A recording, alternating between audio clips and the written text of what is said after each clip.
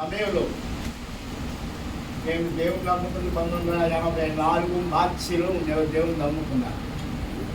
ప్రభు నాతో మాట్లాడాడు. వృద్ధిలోని తీర్మానం చేసుకున్నాను.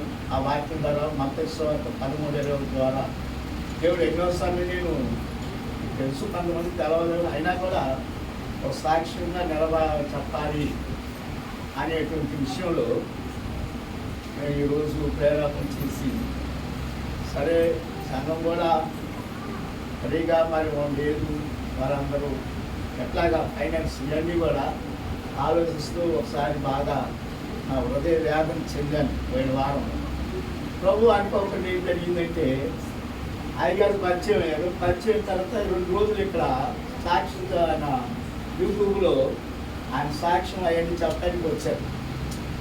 వచ్చి 2 రోజులు అయిపోయింది, వెళ్ళిపోతానన్నారు. వెళ్ళిపోతానంటే మీరు ఉండండి, ఈరోజు ఈరోజు ఎవరిని పిలవాలనుకున్నాను, దేవుడి దేవాల దేవుడిని నేను ప్రేరేపించుకోమన్నారు అని చెప్పాను అయ్యగారు. అందువల్ల ఉన్నారు. మంచి సాక్ష్యం. ఏంటి మంచి ప్రతిష్ట 1917 ఓపెన్ చేసింది. అసలు నేను ఏమీ లేని స్థితిలో నేను దేవుడు దర్శనించిన రెండోది గేట్లో తీర్మానం చేసుకున్నాను, రక్షణ పొందాను. తర్వాత 86-16లో నేను 1 టౌన్లో దేవుడు వాక్య ప్రకారంగా చేరాను. అప్పటి నుంచి బయటకు వచ్చిన తర్వాత ఇక్కడ ఉన్న పంతులు 1989-92లో నాకు గేట్ చేంజ్ చేసిన తర్వాత 89లో గేట్ చేంజ్ చేశారు. 91-92లో మధురనగర సంఘము ఏర్పాటు చేసే దానియాలు ఇప్పుడు ఉన్నాడు. ఆయన ఇల్లు ఆధారం చేసి 40 మందిని సంఘాన్ని ఏర్పాటు చేశారు. దేవుడి స్తోత్రం. అయితే సాగు నేను 92లో 16-17వ తారీఖున అక్కడ నేను రాపరపాలెం గేట్లో అదంతా నిరామాసం, ఇల్లు లేవు, అన్నీ లేవు. అలాంటి టైంలో మీటింగ్ పెట్టాను సాగు ద్వారా. పెడితే ఆ సాగు ఏం చేశాను, అప్పటికి ఇక్కడ బయటికి రాలేదు. ఆయన అన్నాడు, వేరే మాటలు నాకు అంతనే చేసేది, వేరే మాటలు నీకు ఈరోజు మందిరానికి నువ్వు ఖర్చు పెట్టిన మందిరం లేదు, జనం లేదు, ఏమీ లేదు, పైసా కూడా దీన్ని మీటింగ్ ఖర్చు అన్నారు. సరే అని చెప్పి దేవుని దగ్గర ఆలోచించాను. ఒక ఆయన దగ్గర 1000 రూపాయలు వడ్డీకి తీసుకున్నా. 3 రూపాయలు వడ్డీకి తీసుకుని అన్ని అడ్వాన్స్ ఇచ్చాను. అన్ని అడ్వాన్స్ ఇచ్చిన తర్వాత 1000 రూపాయలు మొత్తం కాలం ఇస్తే అప్పుడు టైంలో 3000 అయింది. వీళ్ళందరూ అక్కడ ఉన్నటువంటి దేవుడు ఆశ్చర్యంగా అప్పు తీర్చేశాడు. మీటింగ్ ఎక్కడ అప్పు తీర్చాడు. ఇంకా 500 మిగిల్చాడు. దేవుని స్తోత్రం. 92లో ఇక అక్కడ స్టార్టింగ్ అది నాకు. అప్పుడు నేను ఇంకా దేవుడు పిలిపి ఇవ్వాల 92లో. అయితే మధురనామలో సంఘం ఉంటుంది. మధురనామలో నా సహోదరుడు దానియేలు ఇంటిని ఆదాయం చేసుకొని 40 మంది సంఘం జరిగింది. ఆ సేవకుడు నా మాటకి మంచి మెట్ల మధ్యాహ్నం 2 గంటలకి వాసుని ఆ స్టేజ్ దగ్గర ప్రార్థన చేస్తూ ఉన్నా. ప్రభా ఇలా అన్నాడు, ఏంటి నా పరిస్థితి అన్నాను. దేవుని అడుగుతున్నప్పుడు దేవుడు స్వరం ఇచ్చాడు. మధురనగరంలో సంఘం ఉంది. ఇప్పుడు ఎంతమంది ఉన్నారు? 91లో నువ్వు సంఘం ప్రారంభం చేశావు. ఇప్పుడు ఎంతమంది ఉన్నారు? అప్పుడు 40 మంది ఉన్నారు. అలాగే ఇక్కడ కూడా చేస్తాను, భయపడతాను. స్వరం ఇస్తాను. దేవుని స్తోత్రం. 92, 93, 94లో దేవుడు స్వతపాలకి దర్శనించాడు. అక్కడ ప్రారంభం చేశాడు. అయితే ఉద్యోగ విషయంలో చాలా సమస్యలు, చాలా వాటిలో కూడా నేను ప్రమోషన్కి వెళ్ళాను. ఎలా తిరిగి మరి ఇంజనీరింగ్కి వచ్చాను. లోగోలో చేశాను. అక్కడికి వెళ్ళాను. అక్కడ 4 రోజులు మళ్ళీ పంపించేశారు. ట్రాఫిక్లో చేసేది గార్డెన్ అవుదామండి. అక్కడి నుంచి వెనక్కి తిరిగి వచ్చేసి ఎక్కడ వచ్చినా మళ్ళీ ఇంజనీరింగ్ డిపార్ట్మెంట్కి వచ్చేసి ఆ తర్వాత 84లో దేవుడిని నమ్ముకున్నాను. 94లో మందిరం ఎక్కడ జరిగింది. దేవుని స్తోత్రం. అక్కడ నుంచి ప్రారంభమైంది.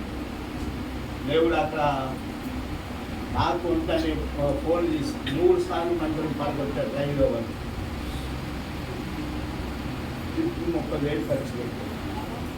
ఎందుకంటే అది ఆయన ఏమన్నాడు, ఏ విషయం విశ్వాసం ప్లాన్ చేశాడు. దేవుడు విఆర్ఎంల ద్వారా తెలిసినటువంటి బియ్యం ద్వారా వాళ్ళ ద్వారా రికమెండేషన్ చేసి వాళ్ళందరూ కూడా మళ్ళీ వేసుకోమని ఆర్థించారు. దేవుడు అక్కడ మందిరం వేయకుండా కూడా నా సహోదరుడే అక్కడ మందిరం వేయకపోతే ఇవ్వని చెప్పేసి ఒక పొలిటికల్ ఆయన చెప్పించి నేను కొన్ని చెయ్యాలనుకున్నారు. 94 అప్పుడు దేవుడు అది నా దగ్గర ఉన్న మంచి అర్థాలు ఆమె తీసిందంటే ఆమె పిలిపించాను. ఆమె కమిషన్లో ఉంటుంది. ఆమె పిలిపించి ఏంటి పలానా ఆయన మందిరం రాస్తున్నారంట, మరి ఏంటి అని ఎవరు చెప్పారండి, పలానా ఆయన పేరు చెప్పాడు. పలానా ఆయన పేరు చెప్పాడు. పలానా ఆయన దీని ద్వారా రక్షితం కదా ఆయన, అది గుర్తుంచుకోండి. ఇక్కడ ఇస్తూ మళ్ళీ అక్కడ సంఘం దెబ్బతింటాను ఉద్దేశం చెందింది. ఆ చెప్పిన ఆయన ఈ శిష్యుడు అక్కడ సంఘాన్ని నిలబెట్టాడు, మందిరాన్ని ఏర్పాటు చేశాడు. ఆయన తర్వాత 3 సార్లు తప్ప నుండి ఆఫీసులో ఫోన్ చేయటం, మందిరాన్ని పడగొట్టడం జరుగుతాం. అయినా దేవుడు వీరు సంతోషించేవాళ్ళు. నాకు 2 సార్లు డిఎన్లు వచ్చారు. డిఎన్లు వచ్చాను. వాళ్ళు ఏం చేశారంటే మస్తులో బ్లడ్ క్యాన్సర్ రాశారు. నీకు మందిరం కావాలంటే డ్యూటీ వదిలేసి, నాకు డ్యూటీ కావాలంటే మందిరం తీసి అని అటెండెన్స్ మాకు మా గేట్లోనే ఉంటుంది. రాసి రిడ్డింగ్తో రాసి వెళ్ళిపోయాడు. దేవుడు సహాయం చేశాడు. ఒక ఆయన ఏ క్లాస్ ఎలా ఉందంటే చూసాను. అప్పుడు వెంటనే ఏడియాలతో మాట్లాడి అక్కడ డిఎన్ సిగ్నల్ ఆయన ఆ ఇన్స్పెక్టర్తో ఆ డిఎన్ ఆయనతో అప్పుడు ఆయన ఫోన్ చేసి చెప్పినప్పుడు వెంటనే ముందు నువ్వు డ్యూటీకి వెళ్ళు, రేపు మందిరం వేసుకొని చెప్పారు. దేవుని స్తోత్రం. అందులో ఆయన చెప్పు ఫోన్ చేసిన వాళ్ళందరూ సంతోషించు పార్టీ చేసుకుంటున్నారు. బెడ్లో నేను వచ్చారితే ఎక్కడో అక్కడ పరా డ్యూటీ అటెండ్ అయ్యాను. ఎందుకంటే రెడ్డింగ్తో రాశారు, మందిరం పడగొట్టేశారు అని చేశారు. మరి ఆ సాయంత్రానికి వచ్చేసారు. నేను రారనుకుని 7 వ్యక్తులు ఫుల్గా ఉన్నారు. ఆ తాపూతం చేయించుకుని గేట్లో. అటువంటి టైంలో దేవుడు సాయంత్రానికి నాకు ముందు డ్యూటీకి వెళ్ళి రేపు మందిరం వేసుకొని చెప్పేశారు. ఇంకా వాళ్ళందరికీ లేపి అలాగా మీ కష్టాలు పడ్డాను. తర్వాత 2007లో మందిరం పడగొట్టడం జరిగింది. విద్యార్థి రోజు రక్షించి అది దేవుడు నాకేంటంటే దేవుడు ప్రతిదీ నాకు చెప్తాడు, మాట్లాడతాడు, దర్శనించిన నేను మందిరం ఎక్కడ వేసుకోవాలి అని ఆలోచించి 10 ప్లాట్లు ఇస్తామన్నాడు. దేవుడు నాకు చూపెట్టింది. నాకు స్వరం ఇస్తాడు, వాటి దర్శనం కూడా ఇస్తాడు. అదేం చేయలేదు. 7 సంవత్సరాలు ఈ కొద్దిమంది వీళ్ళే వర్షాకాలంలో వర్షం ముందు రావాలి, లేకపోతే ప్రార్థన అయిన తర్వాత వర్షం వచ్చేది. ఒకసారి గుంటూరు నుంచి సాగుడు వచ్చాడు. వచ్చి చూశాడు, ఆ పరిస్థితి అంతా చూశాడు. ఆ రోజు ఎవరు రాదు, ఆయన తిట్టి వెళ్ళిపోయాడు. మనం వర్షంలో కూడా వచ్చింది. అయితే ఆ రోజు వర్షం వచ్చేసింది, తగ్గింది. అందరూ ఫోన్ చేసేవాడు. వాళ్ళు ఏంటన్నా మందిరం ఉందా, మరి టెంకాత్రం ప్రార్థన ఉందా, ఏ భయపడద్దు, వర్షం దగ్గరికి రమ్మన్నారు. అందరూ ఇలాగే వెళ్తారు. ఇప్పుడు ఉన్న వాళ్ళందరూ వచ్చేవాళ్ళు కూర్చున్నాం. 7 సంవత్సరాలు వర్షానికి కానీ ఏది కానీ 2012 13 ఎంట్రన్స్లో 13 14లో గొప్ప ప్రాంతం. 2012 జనవరిలో 1:02 అయిన తర్వాత ఆ రాత్రి 2 కానీ తెల్లారి 9 దాకా వర్షం వదల. అవునా కదా? మనం 10 దాకా పెట్టుకొని 2కి టెంట్లు వేసుకొని చూస్తున్నాం.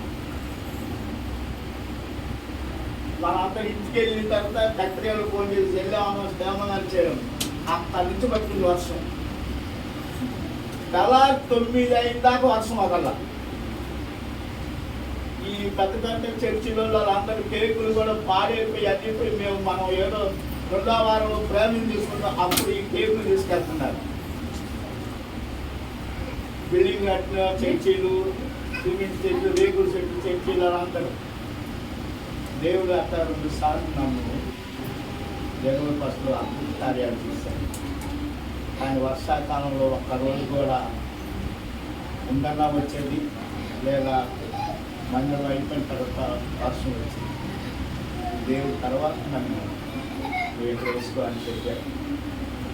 అప్పుడు పైన ఎక్కువ జరిగింది. ఆయన కూడా 1 సంవత్సరం 2 సంవత్సరాలు పెంపేసుకొని చేశాను.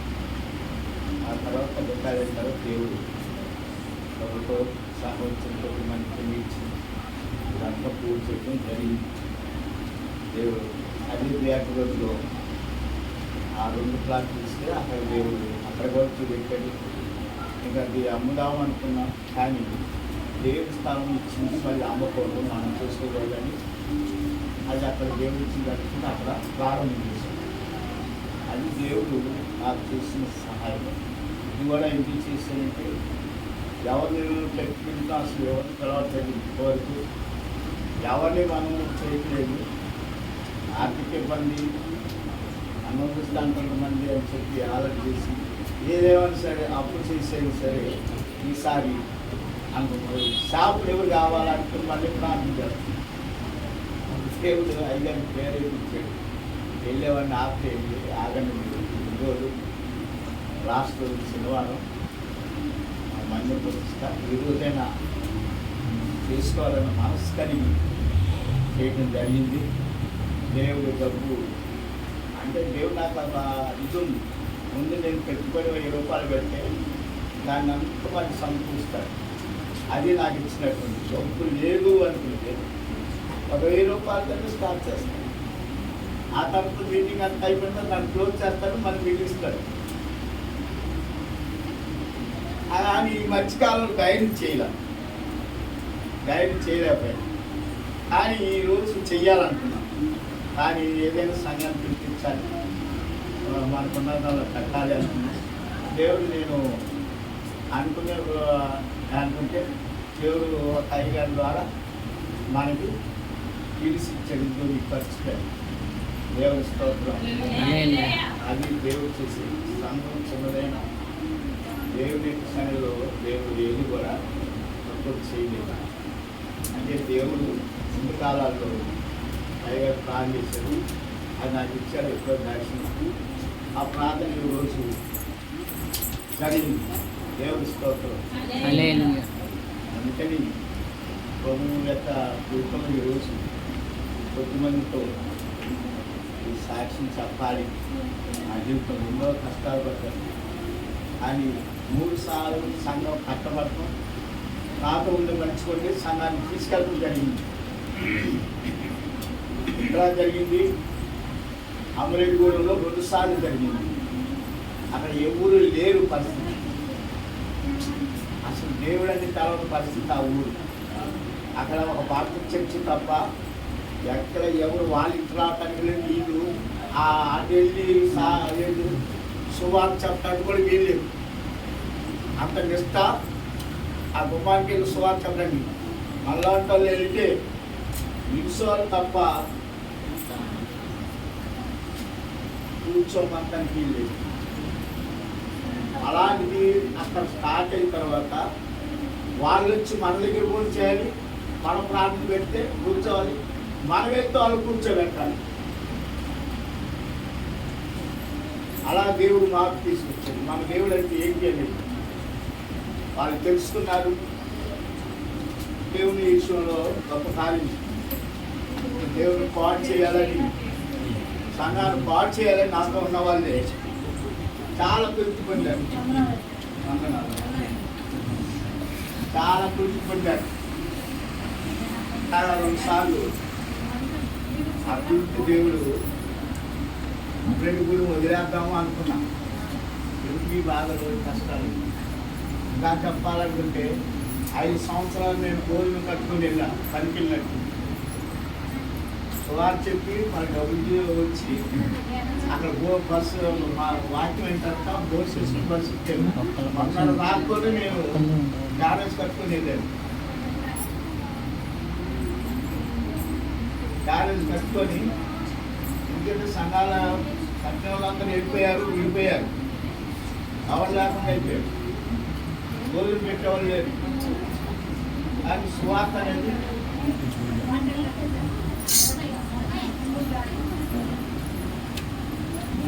అలాంటి స్థితిలో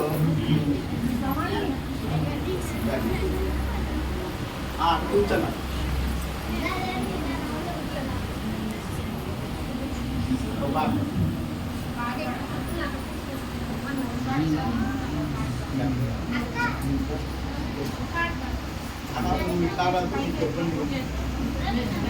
అభిషేకం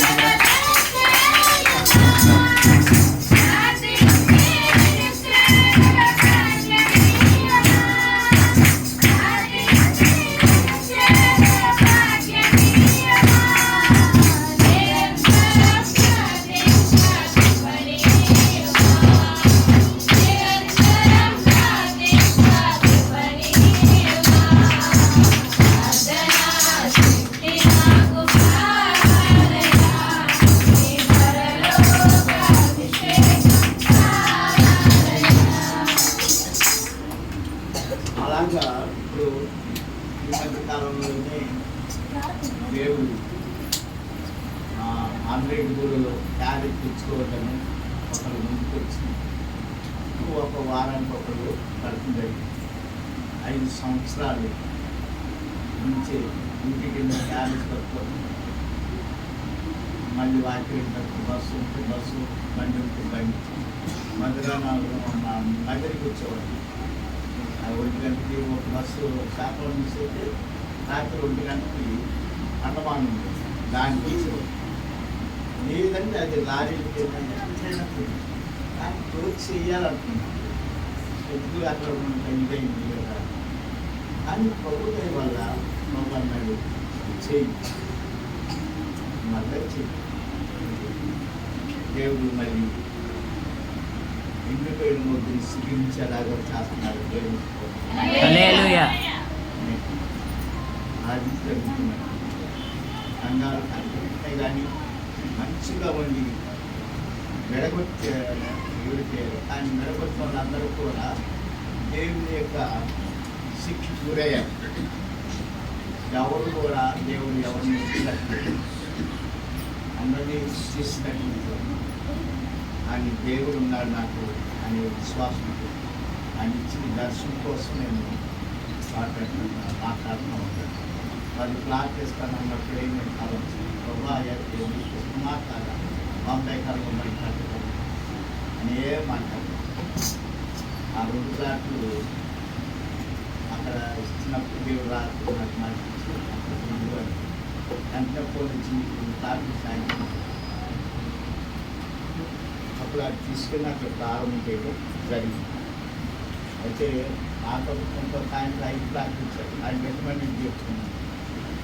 ఆయన ఏం చేశారు, ఆ సేవకులు మొత్తం అతికించుకున్నారు. అన్నీ అది నాకు దేవుడు చెప్పాడు, అది నా స్థలం చూస్తున్న అది నాకు ఆశ. అది దేవుడి మందిరం మీద వచ్చిందో దేవుడికే చెయ్యాలి. అది కాదు దేవుడు చూపించాడు. అందుకని అలాగ ప్రారంభం చేస్తున్నాం.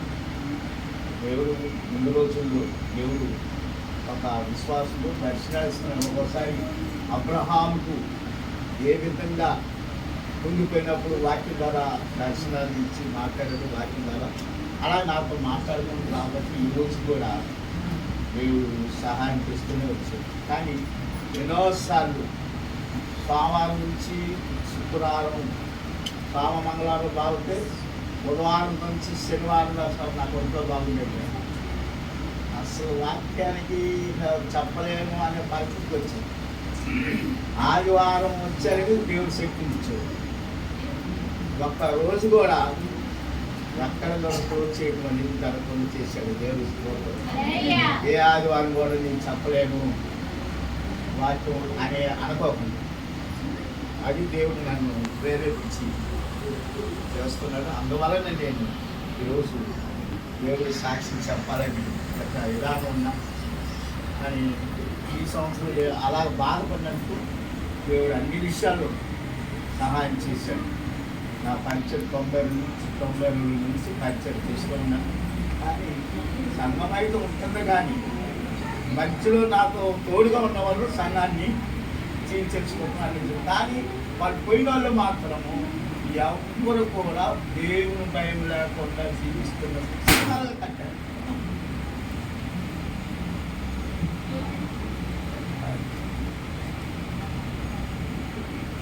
దేవుని కార్యాలు వాళ్ళ జీవితంలో నా దగ్గరికి వచ్చే ప్రతి వారు కూడా ఎక్కడైనా సరే మన వాతలపాలకి దగ్గర ప్రతి వారు కూడా వచ్చినటువంటి లేని స్థితిలో ఉన్నటువంటి వాళ్ళందరూ కూడా లేని స్థితి, అలాంటి వాళ్ళందరినీ దేవుడు 2 నెలల్లోని వాళ్ళకు వాళ్ళ ఇంట్లో ఉండి తినేటట్టు చేసి పెట్టారు. అమెరికాలో ఒక అమ్మాయి అయితే రేపు స్థితిలో అమ్మాయి నా సాక్షి నేను చెప్పలేదు. రాత్రులు బట్టలు పొద్దున్న కట్టుకుని ఉండేది. అలాంటి ఆమెను అమెరికాలో ప్రార్థన చేసిన తర్వాత వ్యాపారం పెట్టి దేవుడు ఉన్నతమైన స్థితికి తీసుకెళ్ళాడు. మనుషులు పెట్టుకొని పని చేసుకునే స్థితికి తీసుకెళ్ళాడు. చివరికి ఏమైంది, ఒక ఆమె సావాసం చేసి ఇంకోసారి తీసుకెళ్ళి చెడగొట్టేసి ఇప్పుడు ఆమె ఎక్కడ ఉంటే తర్వాత